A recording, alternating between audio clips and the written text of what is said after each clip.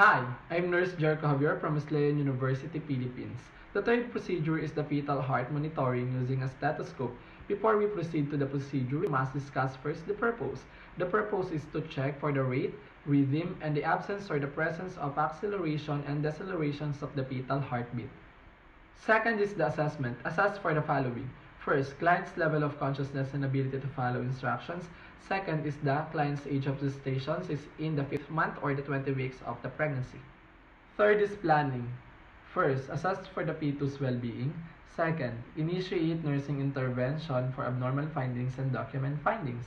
Third is gather necessary materials, bed, pillow, top linen, and a stethoscope.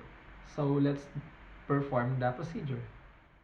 Identifying the correct patient.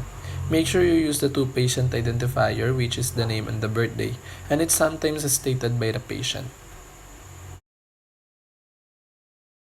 Introduce yourself and state the purpose of the intervention. Hi, I'm Nurse Jericho and I will be your nurse from 6 a.m. to 2 p.m. The doctor's order is to perform the procedure of fetal heart monitoring using a stethoscope to determine the rate, rhythm, and the presence or absence of accelerations and deceleration of the fetal heartbeat.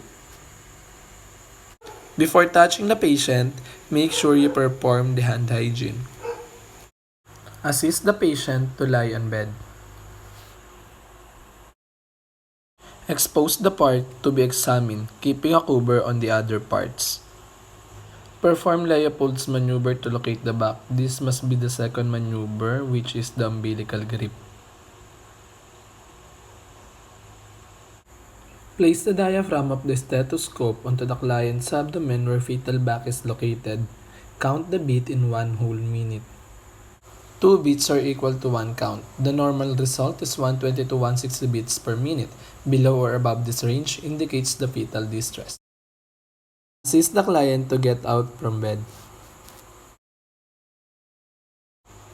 Wash your hand after the procedure. Record your findings on the client's chart or record and report your findings to the attending physician.